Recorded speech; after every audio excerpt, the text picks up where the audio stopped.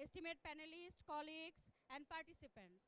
On behalf of Center for Climate Change and Environmental Research, BRAC University, Bangladesh, I extend a very warm welcome to all of you to today's session titled Sustainable Amphibious Home, Achieving 13 SDGs, Climate Vulnerable Bangladesh. We are honored to organize this event in collaboration with the Economic Relations Division, Ministry of Finance, Government of the People's Republic of Bangladesh, and the Binks Institute of Sustainability, University of Dundee, UK. We also deeply appreciate the participation of our distinguished speakers and experts joining from Bangladesh, the UK, and the United States and the India. Bangladesh stands at the front line of the global climate crisis. Ranked among the world's most climate vulnerable nations and facing increasing risk of floods, cyclone, salinity intrusion, and extreme heat. At the same time, the country is home to incredible innovation and resilience. Today, I invite everyone to reflect on how such locally rooted, globally relevant solution can transform the way we think about climate resilient infrastructure, not just as a technical innovation, but as a human-centered, sustainable pathway towards a safer and more equitable future. With that, it is my great pleasure to welcome our keynote speaker, Dr. Nandan Mukherjee, Associate Professor and Director of the Binks Institute for Sustainability, University of Dundee, UK, whose pioneering research and leadership continue to inspire global efforts in climate resilient and sustainable development. Welcome, Dr. Mukherjee. Thank you, Rofa. It was quite a surprise for me because I prepared a few slides and I wanted to show a video other than only talking and get your attention. So, but we know the world is in crisis, and today we'll talk about the solutions. But I have a few questions to start with. Do we know in next year or by next 5 years, the world is going to be a better place to live in? Or do we know whether we can achieve the sustainable development goals by 2030? Or to be specific, do we have any idea whether we can reduce poverty, address food security, ensure drinking water for all by 2030? According to the world of governments, the answer is yes. Next slide, please, Rob. All the governments in the world have already decided about 17 global goals to achieve sustainable development. Out of those 17 goals, we have got number of indicators and many targets to achieve. But the point is whether what contributes to the sustainable development goal. We did some number crunching. I know this is not the right place to show the data analysis and number crunching results, but I'll give it a try. So there was a report published in 2025 from the United Nations.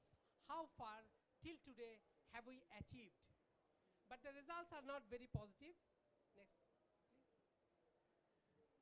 This 2025 report from the United Nations shows that we are only in track by 17% to achieve the sustainable development goals. So we have got 5 years remaining to achieve the rest. But if we look into the goal number 1, the top one in the panel chart, you'll see that for goal 1, we are not even close to the target. For water supply and sanitation, we are not even close to the target. But we have achieved something in climate action. But we have not achieved anything in gender equality and other dimensions. So having said that, do we have any solutions? Can you go to the next slide, Rofa, please? To answer that, we first tried to find what constitutes the achievement of sustainable development goal. Actually, I asked these questions to many people, more than 100 youth, because I think we have done enough bad to this planet and they're our future. So I asked them, what do you consider as your sustainable future? And most of the time, the answer that I got is, in my case, my future is about if I get a proper job, if I have economic freedom, then I can think about my future. So I tried to develop a curve whether achievement of sustainable development goal is at all related to economic development. United Nations monitored the progress of achievement of sustainable development goals from score of 0 to 100. For example, in this curve, if the economic,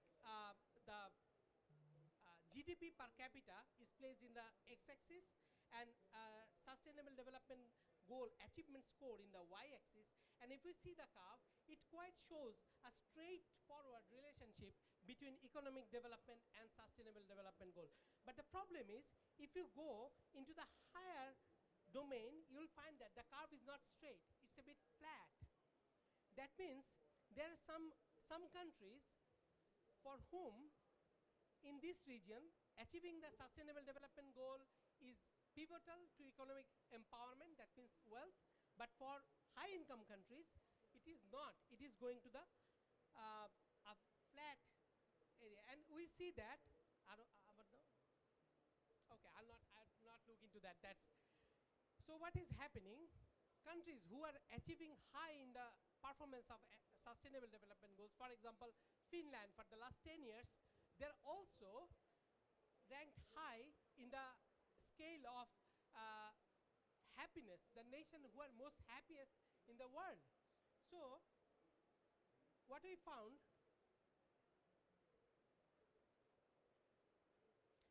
then we tried to forecast the performance of the sustainable development goal for next 100 years. We found that for as I said, when the countries are moving to another income level, their performance is, sustainable development goal is not getting enough score. Sorry, this is not the takeaway from this analysis is, yes, economic empowerment or personal wealth is pivotal for achieving sustainable development goal, but it is not everything. We need to fulfill our basic necessities. We need other equality and justice related dimensions. So what we did, we literally approached 18,000 families in Bangladesh. What is meant as sustainable development to them? They said, if we have enough security of food, if we have water security, if we have a proper job to pursue, then this development will be sustainable for me. But one of the platforms they ask for is a home, because most of the Bangladeshis are living in the forefront of natural disaster. They face flood, they face storms, and they face other climatic disasters. So we decided that why can't we equip individual homes with all the basic needs, that means food, water, energy, livelihood. At the same time, it can generate some kind of income for them so that they can live on that place during the time of disaster. That's the starting of our design of climate resilient home. But one problem that we found is construction sector is the largest emitting sector, the largest greenhouse gas emitting sector above everything. Around 40% of the emission comes from construction sector. And out of that, 11% comes from three materials. It's cement, it's steel, and it's aluminum. So we thought that if we want a green future, if we want to plan for a sustainable future, we have to find some alternatives to that problem. So we are doing this research for last 10 years. We started back in 2015. And our first prototype of flood-resilient home is built in Bangladesh, in Shariatpur, and that got the United Nations Risk Award and many other recognitions that we can think of. So from that point, we continued that research for more community-wide approach. But COVID stopped us, and finally, we built another round of prototype of climate-resilient home, which is made out with net-zero nature-based materials. So this is a glimpse of the second version of climate resilient home that we built in Bangladesh. It's built with a special brick that we innovated. We tested 7,200 than conventional fire brick, that emits less than conventional fire brick, and that is more durable than fire brick. So out of that 7,200 recipes, we got one formula, a brick, a low carbon brick that made this home. And most interestingly, the brick has other dimension as well. It's Lego design, so you don't have to invest lot of time to build a house. You can build your house in 4 weeks time. At the same time, this house is amphibious. That means it can float whenever it floods. It can stand against any level of storm. It can stand against any level of, earthquake of Richter scale 8. And it also produces its own drinking water in the facility. At the same time, it can also offer some sustainable livelihood option that will generate some income so that they can pay for implementing this house. So these are the different features that this house has is, and it is one of the most cheap house. Even it's cheaper than a tin shed shanty houses. So if you consider about in Bangladesh currency, you can have 1-bedroom house in 5 lakhs taka, 2-bedroom house in 10 lakhs taka, and 6-room house in 25 lakhs taka. And along with this development, we found that only brick will not be enough to build a house. We need other materials. For example, we need replacement for concrete, we need floor tiles, we need roofing solutions. So in this research, we literally ended up in designing 15 different materials that makes a house. And all these achieve the net zero standard. So these are the research that we have done for designing this low carbon brick, and these are the certifications that we got from BUET, an American standard for testing material certified labs in the Department of Public Health Engineering. So these are the small features of the house. I thought that we will be able to show the video, and most importantly, this house alone addresses 13 out of 17 sustainable development goals. So achieving the sustainable development goal is not very difficult. It's within our reach. The solution is there, but what we have to do is we have to change our mindset, whether we want to adopt it or not. This is a small video.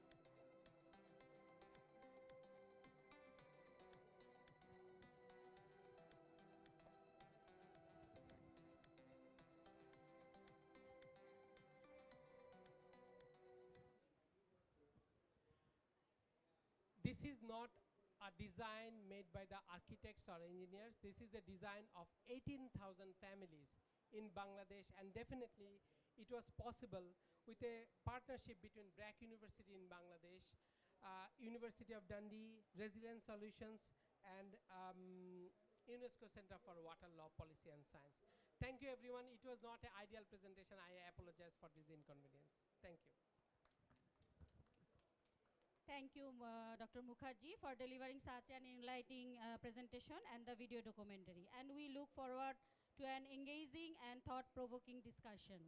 To moderate this session, we are honored to have with us Dr. Ghulam Rabbani, Associate Director, Climate Hub, BRAC and BRAC International, who has been at the forefront of efforts to build sustainable and climate-resilient communities in Bangladesh. I would like to warmly invite Dr. Rabbani to commence the panel discussion and following the conversation to share the key takeaways from today's event. Dr. Rabbani. Thank you so much. Thank you so much, Rofapa. It was wonderful presentation, Dr. Mukherjee. Well, let me now invite our very knowledgeable and highly experienced panel members. I would like to invite at this point Ms. Meg Calkins, Professor of North Carolina State University, and then Mr. A.K.M. Sohail, Additional Secretary, Economic Relations Division, Ministry of Finance, Government of Bangladesh, Mr. Ramdas, Country Director, KR Bangladesh, Ms. Bizel anyway, I'm so sorry for my pronunciation, Director of Mohila Housing Trust India, and finally Ms. Jamima Sabatina. Jasmina Sabatina. Well, what I strongly feel like is very well mixed participation in this panel, highly experienced academia, and then NGO professionals, and then representative from youth and non-government leaders. So I think before I start the panel discussion, let me just give you some context. I strongly believe that Dr. Mukherjee has given the clear context of why this innovation in terms of resilient housing is needed. If you look at Bangladesh perspective, and to some extent even in India, we have seen the number of cyclonic events and flood disasters in countries like Bangladesh and many other countries, including India as well. So if I give you some of the history, 1970, the cyclone killed in Bangladesh more than 300,000 people. In 1991, it killed 138,000 people. And then Cyclone Cedar 2007, and then Cyclone Ayla 2009. So in most of the cyclonic events and also in the flood events, this killed many people to some extent. But nowadays things have improved because of the intervention from the government system and also from the NGO civil society organizational intervention. But the question is, when I was looking at one of the article published by an international journal, it talks about the total death toll due to Cyclone Amphan in 2020. Cyclone Amphan killed 200 people, and out of these 200 people, 184 people were in the house, in the poor housing. So same thing happens in Bangladesh as well.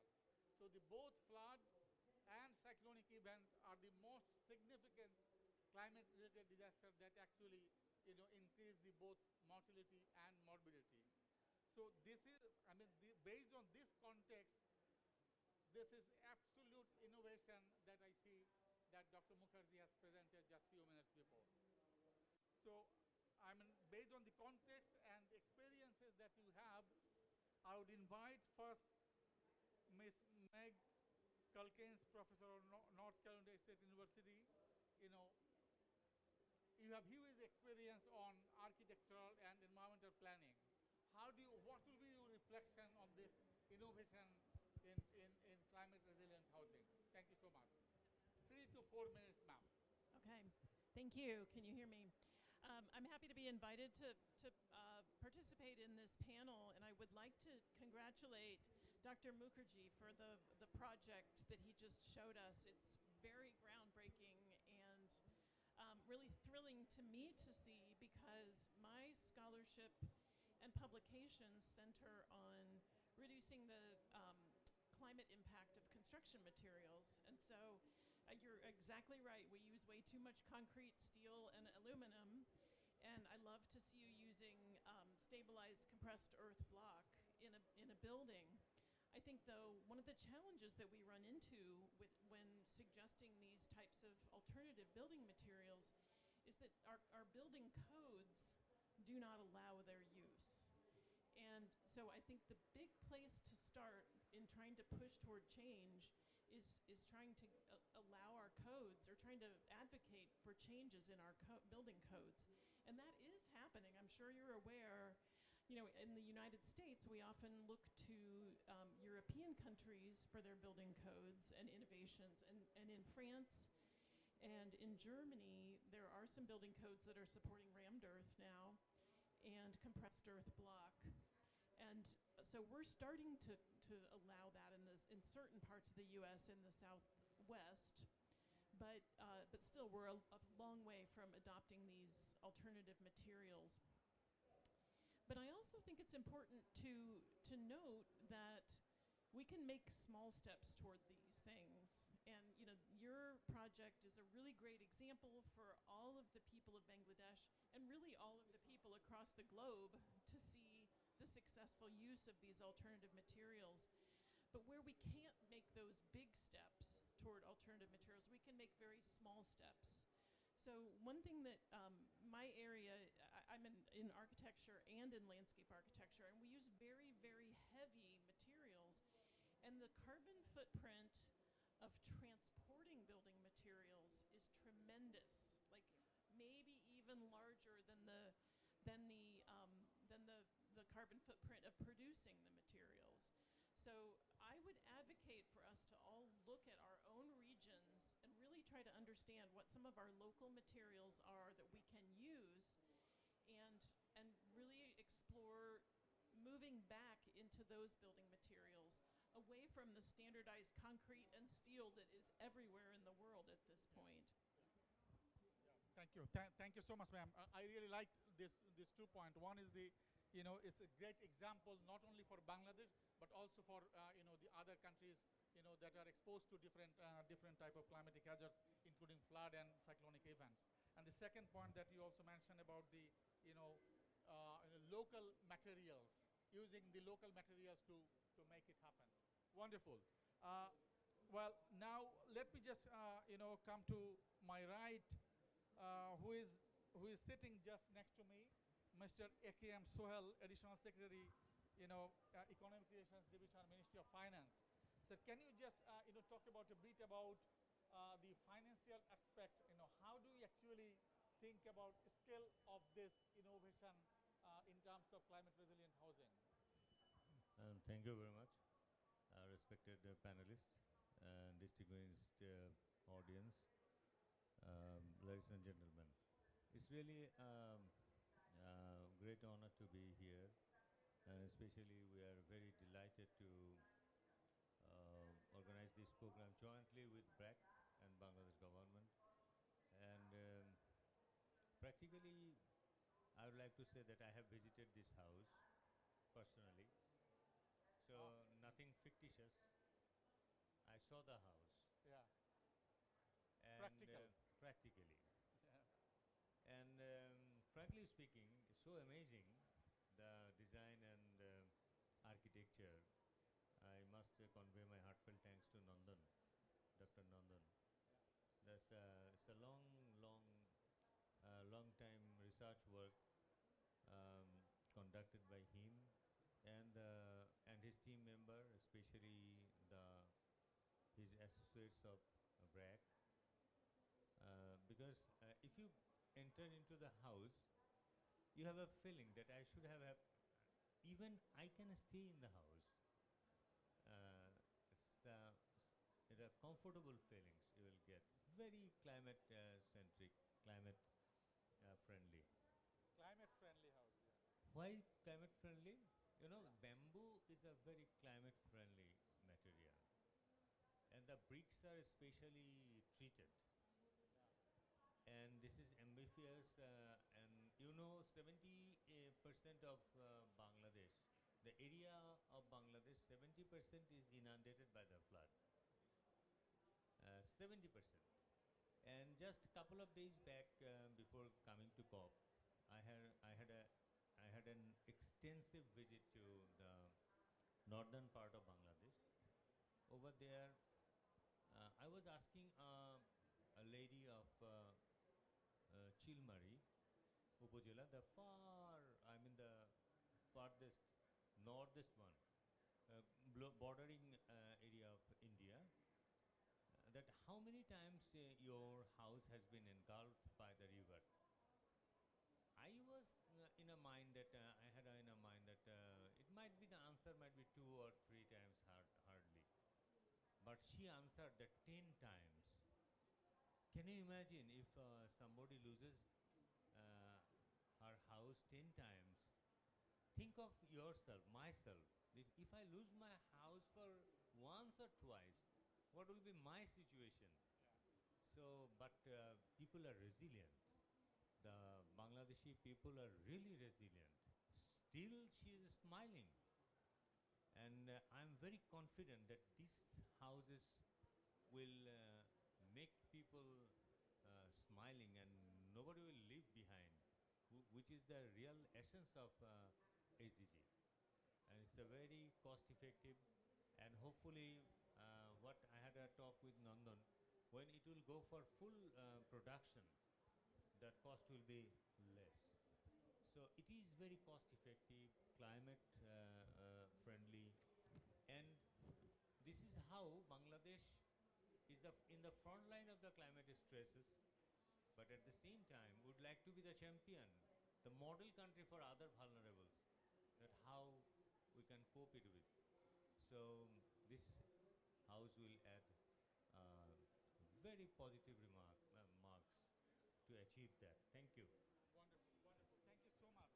This is excellent. You know, you talked about. Sorry, one minute. Yeah. Thank you so much, Mr. Suhail. I mean, it looks like you made two important points. The first one is affordability issue, cost effective, and then the materials that they are using to prepare this house, that goes really locally consistent and can be used by And all the materials, as I so far I don't know others have got the practical experience to get into the house or not. yeah, But as I have, I must say yeah, that the bamboo is treated. It's not a bamboo. It is treated bamboo.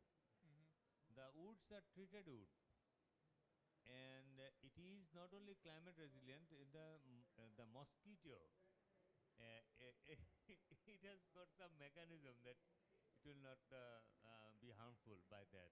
yeah, And the bricks are also treated earthen bricks, and not the from the bricklins. yeah, The yeah, yeah, different innovative machine is used yeah, for that, yeah, and it is very cheap, but it's comparing to other houses. But hmm, you will be surprised that the social values structure, family structure, hmm, that is also kept in the mind yeah, of the architect. yeah, That the spaces are separate. yeah. It's a very cool.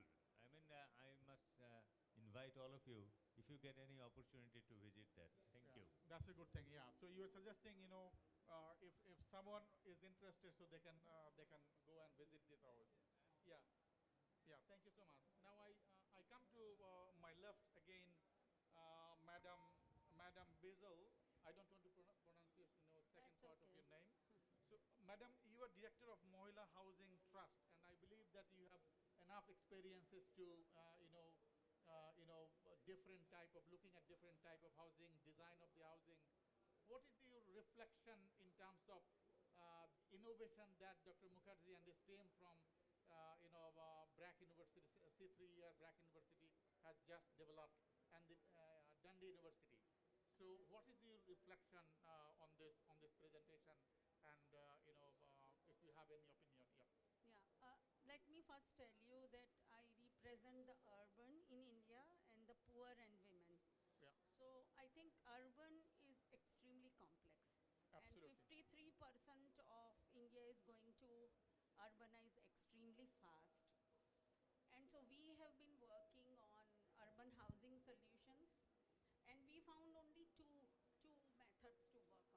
One is that, and when especially you are working with the poor, is that how do you really retrofit and provide finance for it, because not all times they will have the money to sort of make the entire house so that it is climate resilient. Um, and so informal tenure is going to be a very, very big issue in urban India, for which financing is not available that easily. For informal incomes, it is, but not for informal tenures.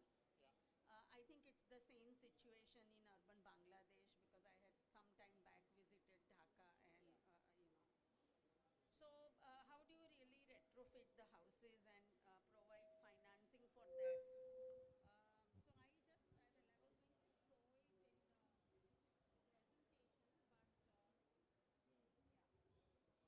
So this is like what everyone can see. Yeah, what everyone can see.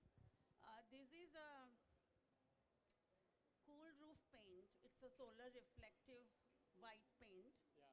Technically, it has to have the SRI beyond 100. Yeah. Costing is about 240 INR, which is half a dollar approximately per square feet.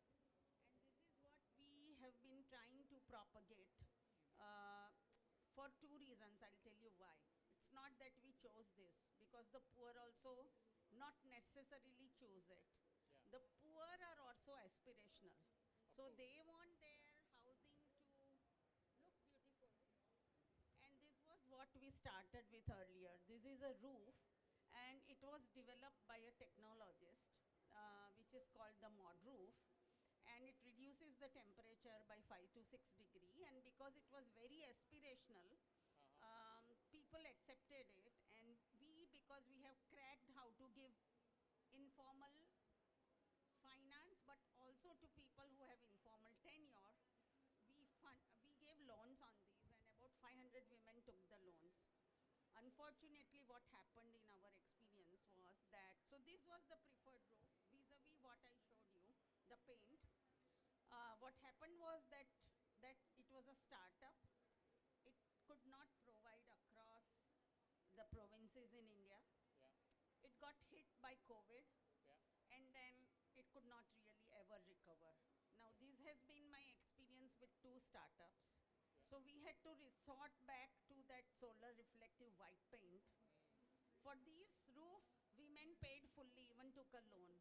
For that paint, they pay to a certain extent, but we have to subsidize it, because in their minds, it's like a traditional method of painting the roof with lime. And it doesn't show them going upward into the society, their home becoming stronger. But we had to resort to the paint because it was available all across India, mostly. And so it was a market-driven solution. So so first of all, I would like to congratulate Nandan Mukherjee and the BRAC University. But I think the crux will also lie in how you really take it across the market or get it subsidized by government policies or integrated as a part of government policies. And you will also have to think what could be done for urban. Not necessarily, because Bangladesh is also urbanizing very fast, and the world will have to think of it. My second observation on what you said, madam, one of the states in India has very early on worked with compressed earth blocks. Now that could be taken up because the government of that state promoted it. And, but then it did not take off. When we talk of working with alternative materials in India, we also tried doing that because we are a technical organization. For us, it did not work out much because long back, the skills of doing those traditional, local, and alternative materials. Some of the skills have disappeared. And so when you use that and you source, the labor or the skilled workers to do it, they are much costlier and it amounts to the same. Secondly, for the poor, indirect cost does not matter.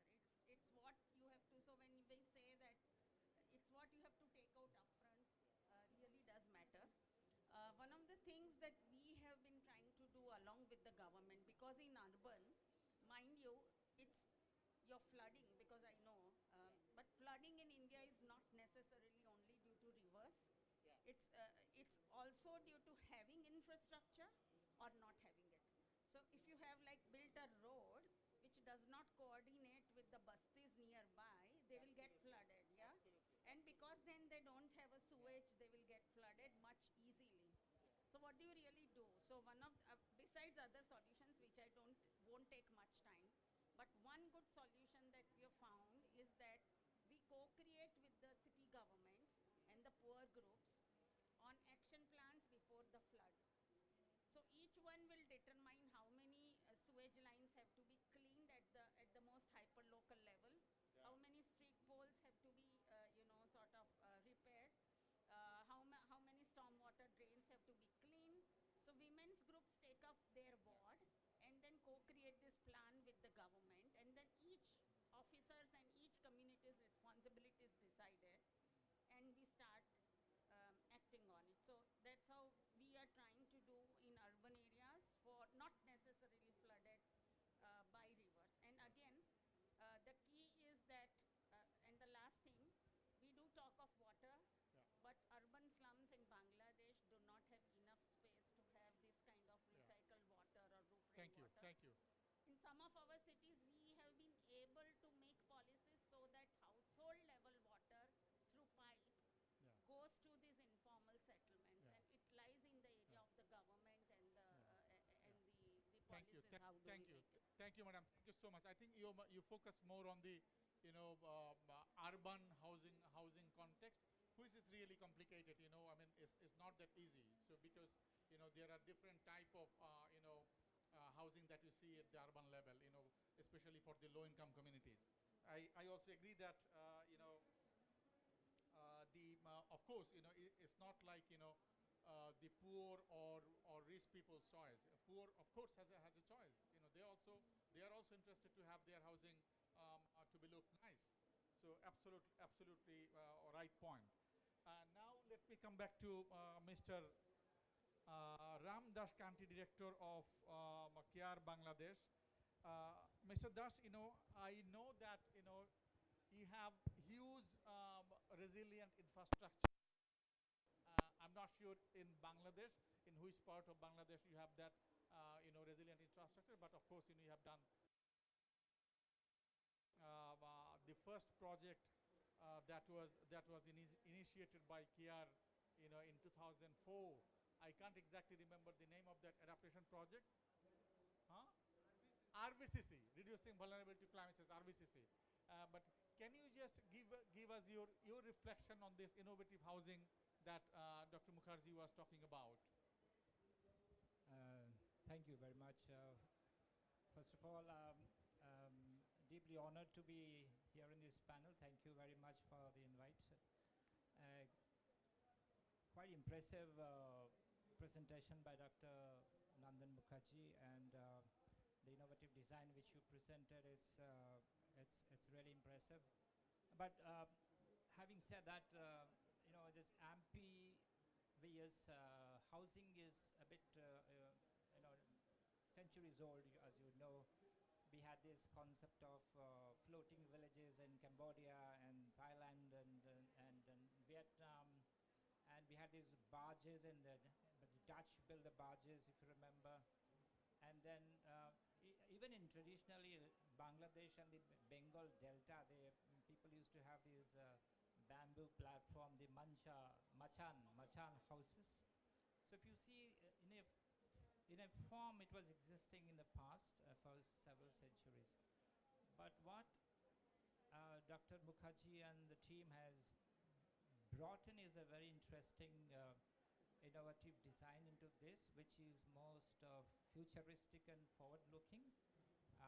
Given the challenges of the future, given the challenges of climate change and the intensity of the climate-induced disasters, um, this will stand the test of time.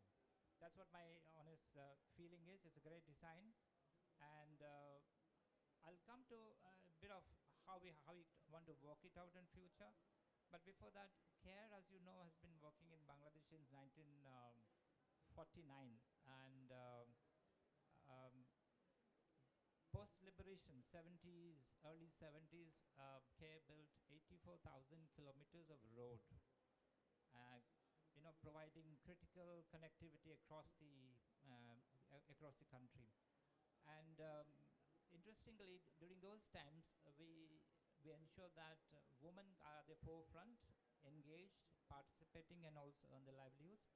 160 odd thousand women actually were involved in this project way back in 70s. After that, also we had a series of most of us shelters or settlement. Our approach has been kind of integrating safety measures, integrating adaptive measures, and integrating some designs which are inclusive in nature. So we have recently built 25 multi-purpose disaster shelters in the coastal areas, which develop as schools and community centers. Also recently we refurbished and renovated 96 cyclone shelters across, again in the coast and the flood-prone areas of the country, which provide critical infrastructure, resilient infrastructure to people in those areas. And also in the flood-prone areas where frequent flooding used to come, we have raised thousands of houses, the plinth of thousands of houses, individual houses, community community lands, and as well as retrofitted houses in those regions to make it more climate resilient. If you look at the infrastructure, we have had years of work in this country which aimed at focusing on resilient infrastructure which are safe and inclusive at the same time. Having said that, the design, the amphibious design which Dr. Mukherjee presented, we are definitely interested partner in that in the coming days. But few of the questions actually we have in mind, which I think for all of us to reflect, is in terms of the design. I know you have a proof of the design and all. How do we scale that up? What does that mean for investments? For example, you did say it's about 5,000 to 25,000 pounds per unit. What does that mean for the poor people, those who are really affected by the flood? Do we have a facility for a grant or a soft loan or a subsidy or a kind of some social impact investment model which we can fund this? Now, do we have enough skilled workers, carpenters, masons who can be trained and certified?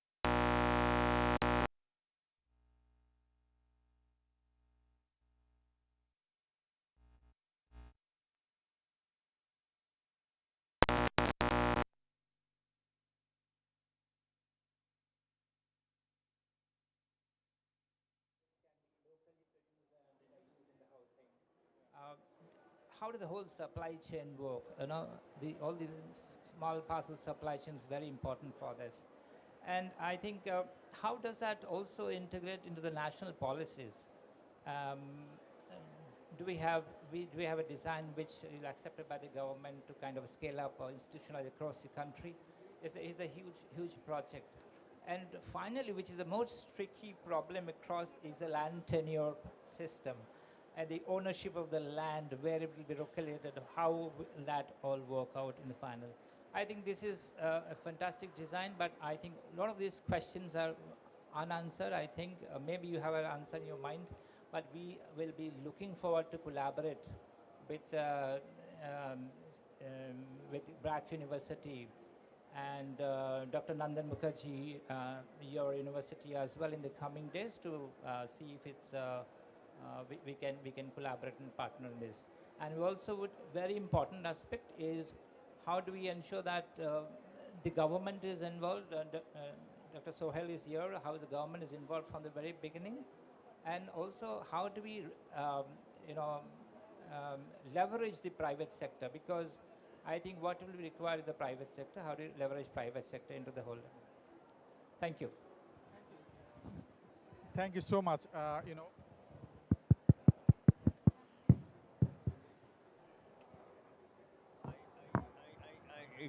Excuse me. I have an invitation. I would like to invite you to visit the houses. You are staying in America. Please do come and visit. Seeing is believing. Otherwise, you won't understand that. Yes, yes, yes, yes, yes. Thank you. Thank you so much. Thank you so much for your invitation to Professor Meg. Yeah, I really liked your number of points. First one is you critically mentioned that this is innovative housing, which is futuristic and forward-looking, which means under the changing condition, climate change scenario, this is one of the options that can be accessed, approved, and promoted, with the support from the government system and other, even from the private sectors, if I understood you correctly. Based on that futuristic and forward-looking point of Mr. Dash, I will come back to you, to talk about, how do you see this innovative housing, where we clearly see that this is a classic example of co-benefit of both mitigation and adaptation.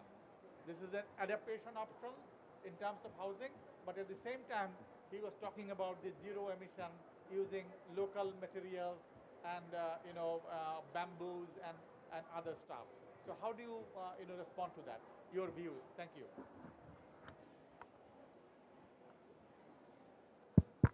Okay. You Is get it 3 minutes. okay? So mainly, thank you so much for having me. I'm truly honored to be here actually, because so many government experts, scientists, researcher, and I'm just a youth of 23 years old. But whatever actually I'm saying that Bangladesh mainly recognized by the front line of communities of climate vulnerable. But these types of floating house, amphibious house are actually making example that Bangladesh is solution of frontliner. So, and how youth are actually be part of that, this is actually a new thing and inclusive thing. For that, whatever what Gulam sir are actually saying, that mitigation and adaptation actually in that these types of house are actually cover all the SDGs together. If you can say the SDG 7, 8, 11, 13, these types of house actually cover all the SDGs, and all the SDGs are aligned with the adaptation and mitigation. And for this, as a youth perspective part, from youth have its very innovative ideas. But for me, I have some curious that youth must actually have the access to funding, access the finance, because there is lots of ideas we have, like this floating house or bamboo or these types of, but access the finance is the major challenging we are actually facing. So it can be like a youth climate innovation fund we can have from any kind of NGOs, CSOs, and government collaboration, and then the university connection with the community. So youth are the ultimate bridge of community and the local and global everything. Second thing I really want to shed a light on, that the if I can say, the second challenge is knowledge and capacity. If I have the knowledge or capacity, we can actually work with Nandan Dada with. If the youth has to be knowledgeable and have the capacity. So from that, it has to be a community-led and university-led the collaboration. Second thing I want to shed a light on, the social acceptance. the social extensions means the bridging community scientific research on it. So we can have the bigger long-term project planning, but the communities people sometimes they are not agree on or rely on to the project we are actually facing. So we have to make them believable that these types of house will be there on they can actually believe on it, because in community level I goes to the coastal level as well, but they are actually not relay, they are, cannot believe that this flat this house will be their saving house. So youth will be the bridge to them that communicate or communicators to them. Another thing is I want to shade on the youth as local researcher, because as I am a, I will call myself as an activist, as a researcher, as an advocate, but if we can actually phrase the stage differentiate that activism, advocacy, policy, research, we can have the all over the next generation to be prepared to be a implementing work. So this all the inclusion, like a youth can be a meaningful participation from the decision making, for the process, for the implementation. This can be a smooth transition or the smooth runway. Another thing as a youth as advocate for climate resilient infrastructure, as climate architecture or scientific, we can have that all together collaboration. To include or conclude my in speech, that is scaling up the climate resilience is not only the technical tools, it's actually scaling up the next generation, empowering people. So adaptation, mitigation, also with the loss and damage or the SDGs goal, we can actually make all the collaborate work with all the sectors, inclusivity. Yeah, thank you. Thank you so much. I liked your point, because, you talked about the access to climate, climate finance is also an important point, because otherwise how do you really scale it up? So, and you made a point that, to promote and to make sure that these are effective solutions, youth needs to be capacitated. So that's an important point. And the third important point is social acceptance. This is also very important. So now we have only 5 minutes to wrap up this session. I can come back to the audience if there is any question. 1 or 2 questions I can take, and then I will give 2 minutes to Nananda. Yeah. Okay. So is there any question from? No question. Well, so I don't see any question at this point, but let me just try to make just 2-3 points before we wrap up this session. Number one thing is the example that I was actually talking about just few minutes before is the solution that I see is climate resilient housing, where this design actually ensure both adaptation and mitigation co-benefit. That is number one. And then number two is, it is also extremely important that this innovation addressed 13 out of 17 sustainable development goals. That is important. I'm really happy to hear several times from our additional secretary, he was recommending that this housing should be visited by interested people to look at it, and so that you can scale it up. So I think this is very interesting to look at it, and my last point is this house. Second last. Yeah. Second last. I would suggest that the government public-private partnership can be used to construct this sort of houses, because this is an imperative. Lot of talks are everywhere, but we need action. And the people, marginalized people, the community people, they are suffering a lot. And this house can ensure the light for them. and the socially, economically, it is viable. So, would like to, from the government, I can say that would like to explore the funds, how to scale up and speed it up. And certainly, I will request Dr. Nandan and his colleagues from BRAC, ROFA, and you please um, go for uh, production. I mean the commercial production even. So that's the design can be taken by others, because good things, if people can do more, it will ensure the more benefit for the climate stressed people. So that is the call from the government. We need to scale up jointly. Thank you.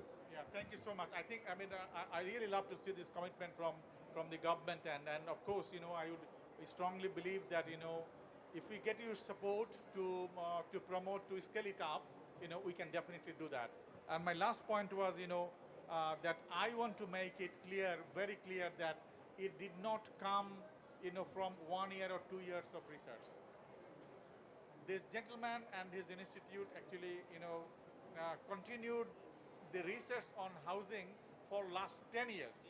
So it's a product of 10 years of continuous research.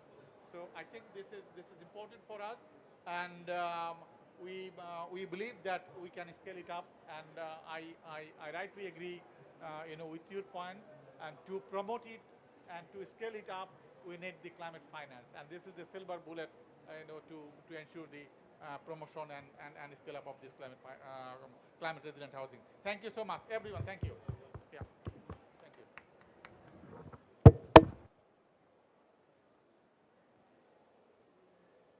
So we kept within the time.